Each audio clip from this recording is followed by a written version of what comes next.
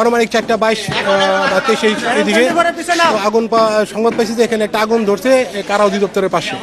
তো আমরা আসছি, আসার পরে এখানে রাস্তায় কিছু ব্যারিকেড ছিল, তো এগুলা অনেকে সহযোগিতা করছে, এখানে ছাত্র অনেকে সহযোগিতা করছে। পরে আমরা এখানে আসছি, আসার পরে আর ভিতরে ঢোকার মতো পরিবেশ ছিল না।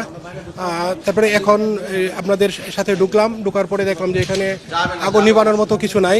ঠিক আছে, এ পর্যন্তই আর কি, আমরা বাইরে অপেক্ষা করছি। না, এই বিষয়টা আসলে আমি বলতে পারবো না, এখন এটা বলার মতো এ নাই। এটা কে বা কার আমি বলতে পারবো না, এখানে তো রাত্রে কত লোকজনই থাকে।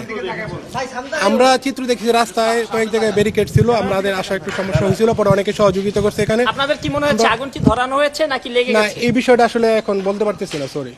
আপনারা মানে খবর যে পেয়েছেন তারপরে এসে কি দেখেছেন? এসে দেখেছি যে এখানে কিছু কিছু জায়গায় ধোঁয়া আছে, আর তেমন কিছু দেখি নাই। রাস্তাঘাটে কিছু ব্যারিকেড ছিল, এগুলো অনেকে সহযোগিতা করছে, করার পরে আমরা এখানে আসছি। আসার পরে ভিতরে আর ঢোকার মতো পরিবেশ ছিল না আর কি। আমরা আনুমানিক 4:22 এরকম দিকে। ওখানে তো মানে এটা তো অনেকটা পুড়েছে বলে মনে হচ্ছে। ততক্ষণ আসলে ভিতরে আমরা প্রবেশ করতে পারি নাই, যার জন্য বলতে পারছি না। আমরা আসলে তেমন কিছু করতে পারি নাই, কারণ ভিতরে ঢুকতে না পারলে তো আমরা আগুনটা নিভাইতে পারবি না এভাবে। ঠিক আছে, এখানে ওই গেটগুলোতে তালা দেওয়া ছিল, বিভিন্ন প্রতিবন্ধক